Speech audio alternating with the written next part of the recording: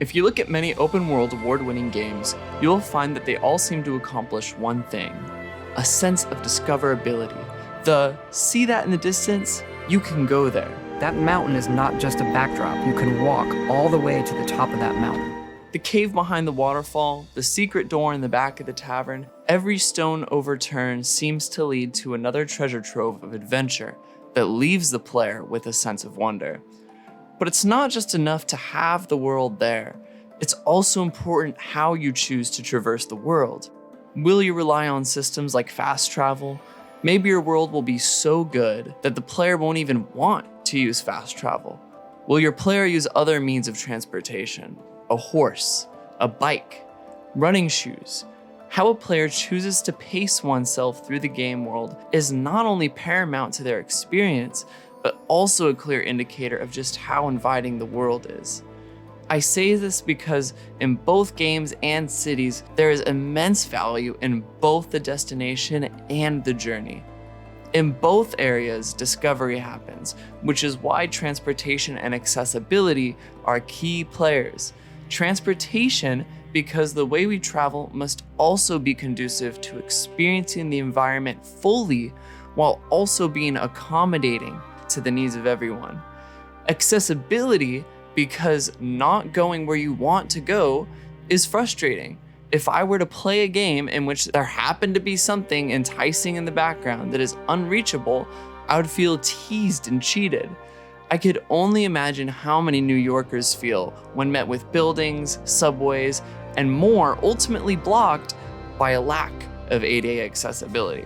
People equally need to both get there and fully experience the destination to its fullest. I always found that the best games are never the ones I can move the fastest through, but rather the ones that invite me to slow down. That reward for forgoing fast travel or even a horse in favor of a slow stroll stick in my mind the most. When I play the majority of open world games now, I and many others battle two instincts: to either fast travel and go through the world as quick as possible, or subject myself to a sense of discovery and let myself get distracted by an hour of other things on the way to my destination. And maybe it's not as simple as one or the other. Maybe the best cities will do both, but in either experience, there's a trade-off. And in a modern city, those two ends need to be balanced. At the same time, I can't help but to feel like this sentiment is echoed by my fellow urbanists who can't help but advocate for 15-minute cities, for high density, and robust transit systems to get around. When I think of staying engaged in a game, often the first thought is how many distractions or opportunities there are at a given time for the player. However, I think when this is done too much or too often, it can often result in what many call open world fatigue. Sometimes there is such thing as too much of a good thing. Too many activities or options can be paralyzing, especially when there is no sense of urgency to exploring any of the options. Just as a great story can leave a player clawing for answers to just what happens next, a great environment can also have its own sense of urgency. An environment can leave you wanting more, leading you with a carrot on the end of a stick. However, there is another function of a space: the checkpoint. Sometimes these are physical hubs, and others they are simply benches, bonfires, or similar, meant for the player to take a breather and reassess. In a game like Dark Souls, this can mean spending points to upgrade your stats, or to travel to other bonfires. Other content creators like Rasputin posted a video about these spaces. I'll link it down below, but it's called Vibe Checks in Games, and it's wonderful. You should definitely check it out. What would a checkpoint look like in our modern cities? A place to chill and catch your breath, maybe catch a bus or a train nearby. Maybe there are bike rentals, a restroom, food and drink. This is kind of starting to sound just like a cafe or a restaurant, but anyone who's been in a cafe knows that a cafe and often is much more than just a cafe.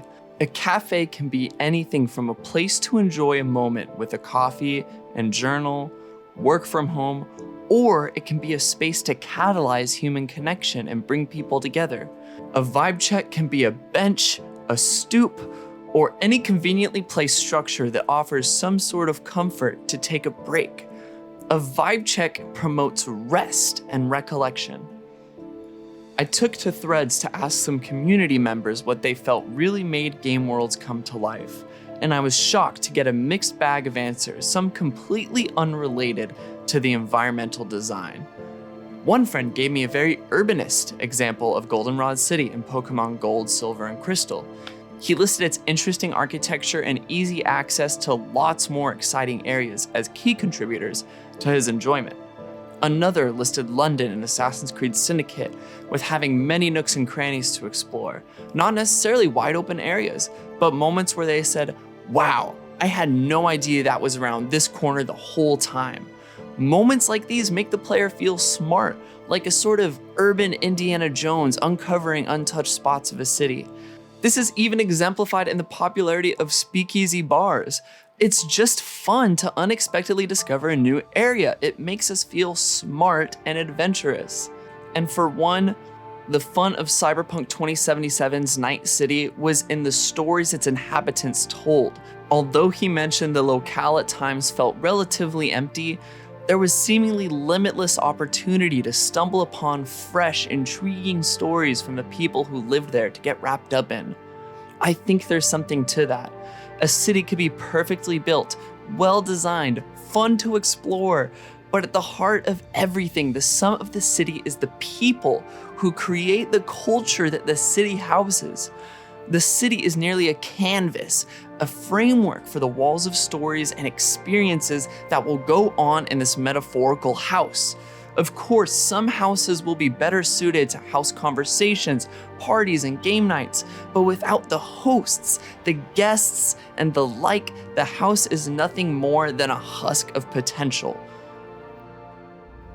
Everybody, thank you so much for listening. This is my first video on urban planning and game design. I myself remain a mere student and explorer of both urban and game design, but I've had just so many thoughts about the two that I just can't keep them all contained. It's hard for me to find a place to put them, and YouTube just felt like a natural place. If you want to look at what I write, which is basically the script for this video, you can go and check out my Medium under James Walmer. Otherwise, I would love to keep posting my stuff here on Strictly Casual. Please help support us, leave a like, subscribe, comment. Any sort of engagement is wonderful. I love you guys. Thank you so much for watching.